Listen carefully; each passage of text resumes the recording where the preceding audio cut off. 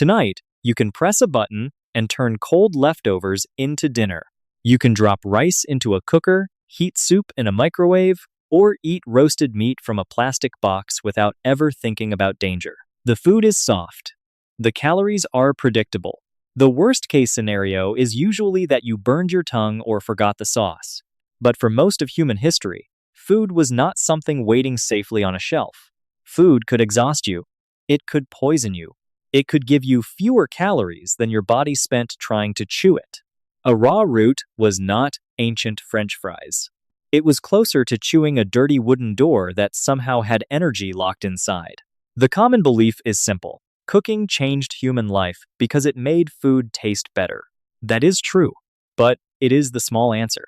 The bigger answer is that cooking changed the math of survival. It made tough food softer, dangerous food less dangerous, and hidden calories easier for the body to reach. It helped feed children, elders, the injured, and the sick. It turned a meal from a desperate bite into something a group could prepare, guard, share, and remember. So why did cooking change human survival forever?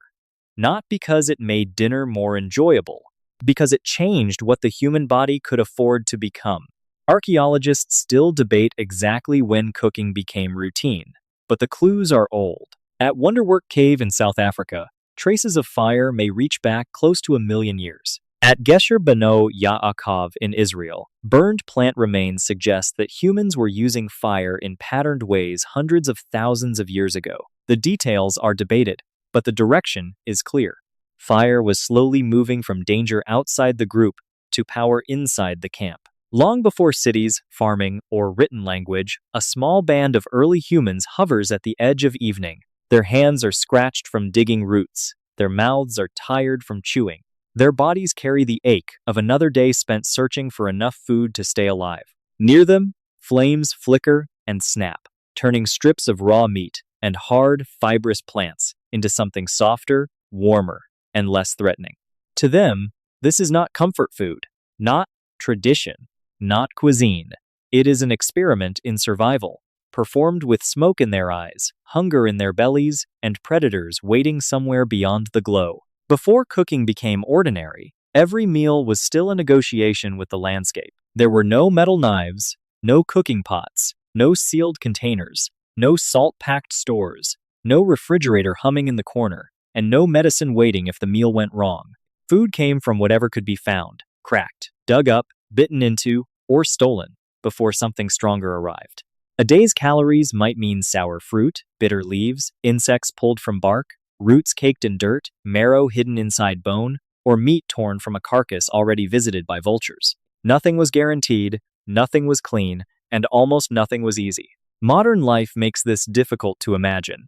Today, calories are soft, predictable, and waiting on shelves. Bread, rice, soup, yogurt, roasted meat, sliced fruit, all arrive already transformed by farming, processing, refrigeration, packaging, and heat. We can eat quickly, almost carelessly, while thinking about something else. Most of us do not chew dinner and wonder whether the food is winning. But for most animals, and for most of our ancient past, eating was work. It meant searching for hours, chewing with force, digesting slowly, and spending much of the day simply turning the outside world into usable energy. Raw food fights back. Tough plant fibers resist the teeth and pass through the gut with much of their energy still locked away. Some tubers and seeds carry toxins or chemical defenses that can sicken an animal that eats too much or prepares them badly. Raw meat may be rich in calories, but it also brings parasites, bacteria, and the risk of decay, especially in a hot landscape where a carcass changes by the hour. Bone marrow and organs are valuable, but reaching them requires strength, tools, and timing. If hyenas, big cats, or other scavengers arrive first, the opportunity is gone. Or worse, the meal becomes a fight. Early humans were not fragile creatures wandering helplessly through the wilderness. They were observant, tough, social, and inventive. But they were still bodies under pressure.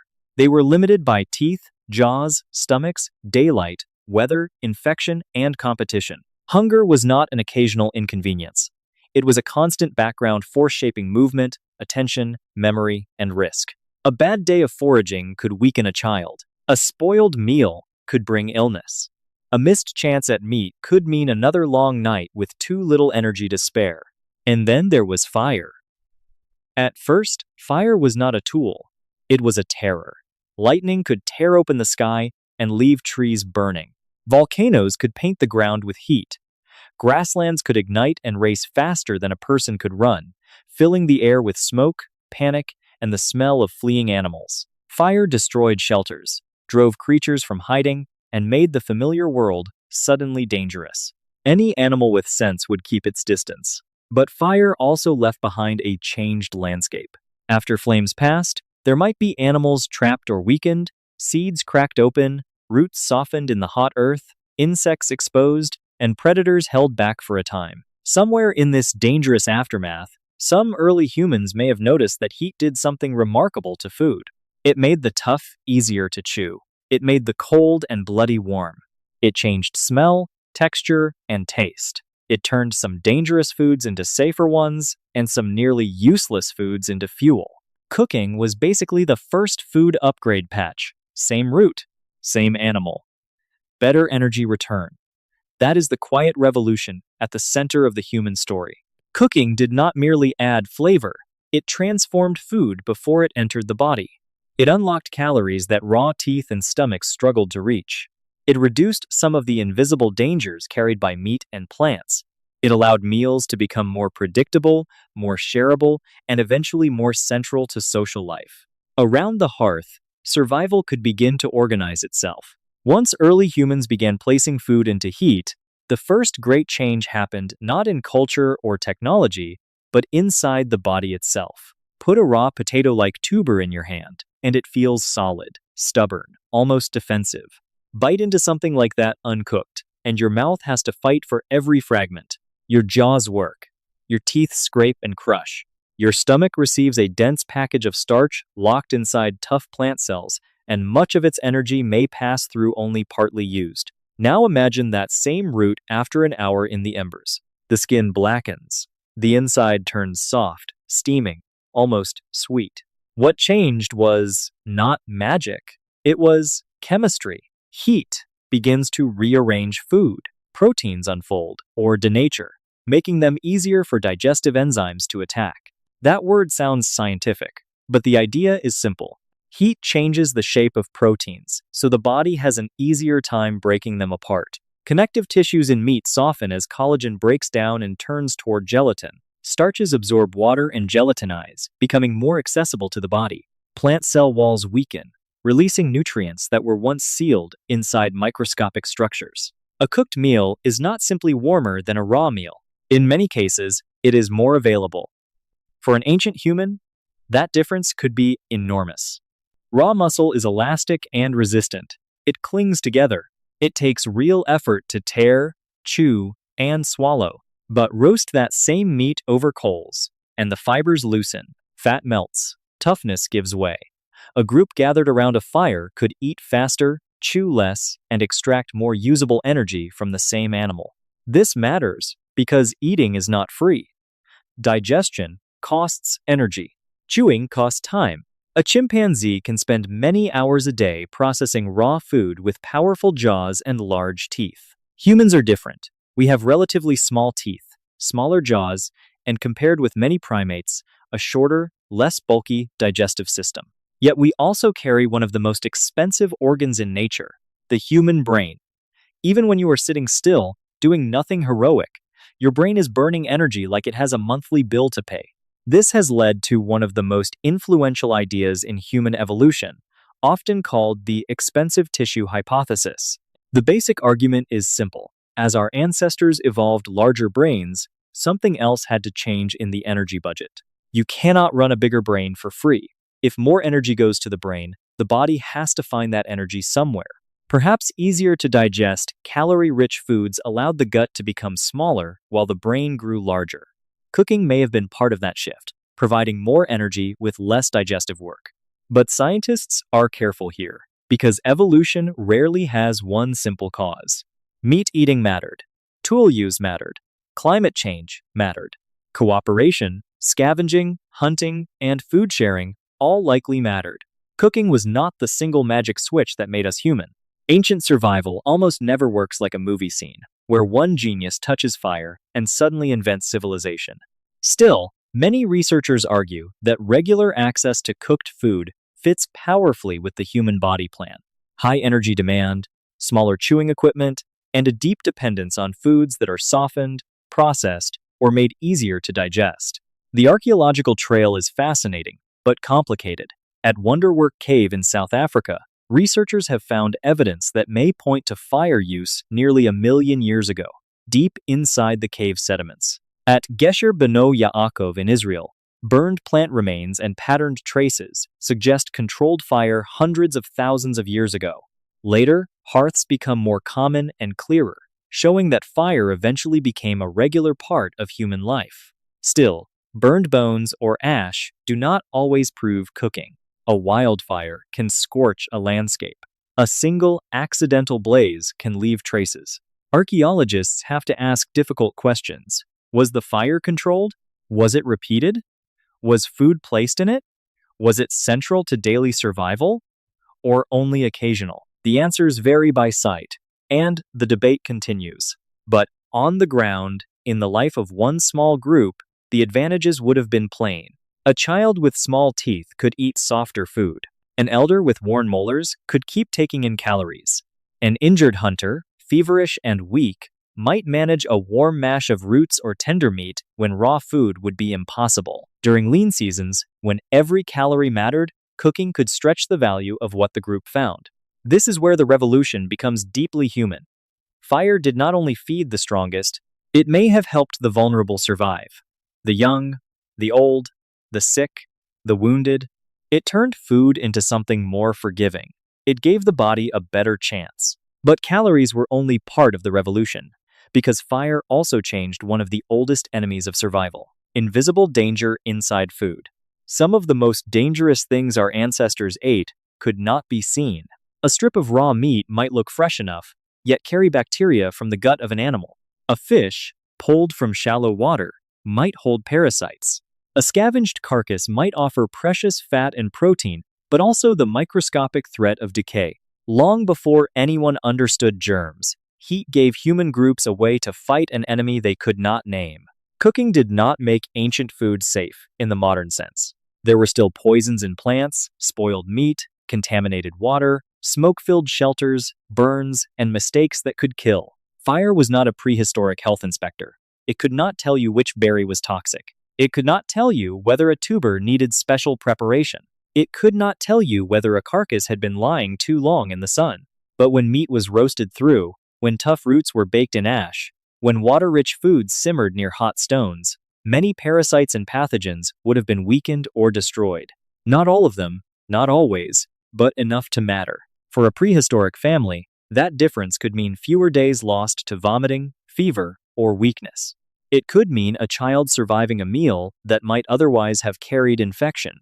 It could mean that a risky piece of meat became less risky. And in a world where hunger was constant, reducing risk was a survival tool as real as a spear point. And fire did something else just as important. It expanded the menu. Many plants are not generous when eaten raw. Some roots are fibrous and hard. Some seeds pass through the body with much of their energy still locked away. Some tubers contain irritating or harmful compounds that heat can reduce. Roasting, baking in ash, or slow heating near coals could transform foods that were barely edible into something softer, sweeter, and more useful. A hard root dug from dry ground might become a warm, starchy meal. A tough piece of meat could loosen from the bone. Seeds could be toasted, cracked, and digested more easily. This mattered most when life was not abundant. In good seasons, food can seem like a gift, but survival is decided in bad seasons, during drought, cold, migration, failed hunts, or days when the animals do not appear. Cooking allowed ancient humans to stretch the landscape. It widened the list of things worth carrying home. It turned marginal food into possible food. And sometimes, possible food was the difference between moving on and fading out. This is why cooking changed survival at the most basic level. It did not just make food nicer. It changed the relationship between the body and the world. The landscape still demanded effort. the animals still ran. The roots were still buried. The night was still dangerous. But with fire, humans could take more from the same meal, lose less energy to the same chewing, and lower some of the risks hidden inside food. That was not luxury. That was leverage. But cooking changed more than the body. It changed time. Raw fruit can be eaten as soon as it is picked. A scrap of scavenged flesh can be swallowed quickly before another animal arrives. But a tuber takes time to soften. Meat takes time to roast. Coals must be tended. Flames must be protected from wind. Someone has to watch. Someone has to wait. And waiting gathers people. Around the fire, the group had a center of gravity. Food was no longer only found and eaten. It was prepared, guarded, divided, and remembered. The hearth became a place where hands were busy and eyes were lifted. In the glow, faces became visible after sunset. Children watched adults turn meat on sticks, rake coals over roots, test heat with a careful hand. Older members of the group could show, through gesture and sound, which wood smoked too much, which plant needed longer cooking, which bones could be cracked after roasting, and which embers should be saved for morning. In simple words, the hearth was not just a campfire. It was a classroom, kitchen, heater, night light, alarm system, and group chat all in one. A smoky, dangerous group chat, but still, the hearth was one of humanity's earliest social technologies.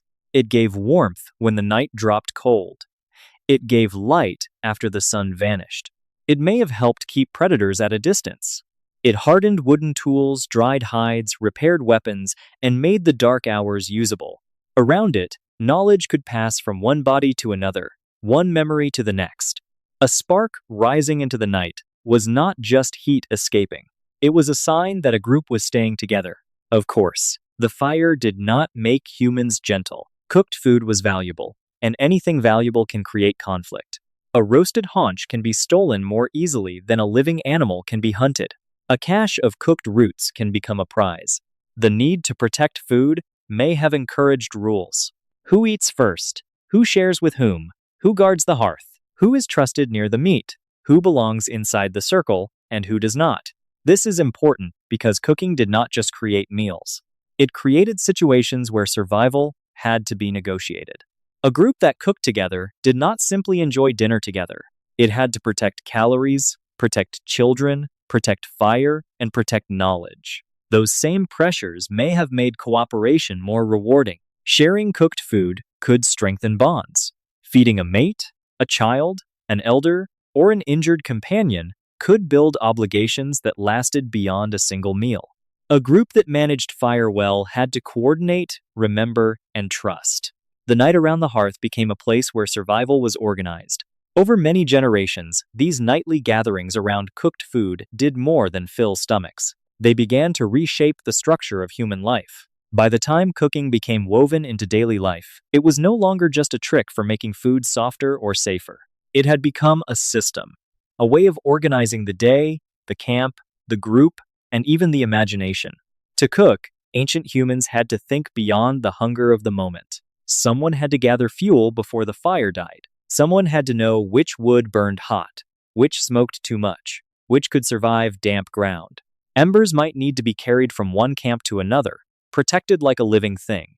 A campsite had to be chosen not only for water or shelter, but for wind, dryness, visibility, and safety. Rain was no longer just weather. It was a threat to the flame. Darkness was no longer simply endured. It could be pushed back. This changed something deep in human survival. Food was not only found, it was prepared.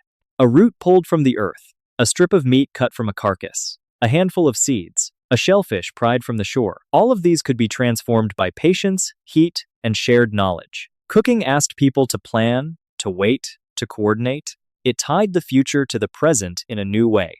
And that future included children. Human childhood is unusually long. Compared with many other animals, our young remain dependent for years, learning, watching, imitating, absorbing the skills that keep a group alive. Cooking may have helped make that possible.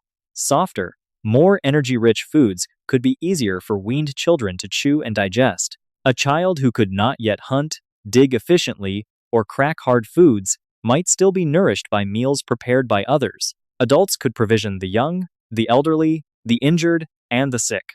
Around the hearth, survival became less purely individual and more deeply shared. This does not mean fire alone created human families or human care, but it likely strengthened a pattern already growing in our lineage: interdependence. That means depending on one another not as a weakness, but as a survival strategy. Teaching mattered more, memory mattered more. The knowledge of when roots became edible, how long meat should roast, which plants were dangerous raw but useful after heating, these lessons could pass from hand to hand, from voice to voice, from one generation to the next. As humans moved across landscapes, this mattered enormously. Fire offered warmth in colder regions, light in long nights, and protection against some predators. Cooking helped make unfamiliar ecosystems less dangerous. New plants, tough tubers, frozen meat, bitter seeds, and strange animals could be tested, processed, and sometimes made useful. A harsh place did not automatically become safe, but it became more negotiable. With fire, humans carried a small zone of control into forests, grasslands, coasts, mountains, and eventually icy edges of the world. Cooking also pulled technology forward. Better stone tools made butchery faster. Digging sticks opened the underground pantry of roots and tubers. Hearths became more controlled. People learned to roast, bake in ashes, dry meat in smoke, preserve food for later, and perhaps use skins, shells, bark, or wooden vessels long before pottery appeared. Much later, clay containers would change cooking again, allowing boiling, stewing, and new ways to extract calories. But the deeper story began earlier, with survival, not cuisine. With hunger, not luxury. This is why cooking changed human survival forever. It altered the energy economy of the body. It reduced some of the dangers of raw food. It made meals social events with rules, memory, generosity, and tension. It supported vulnerable members of the group.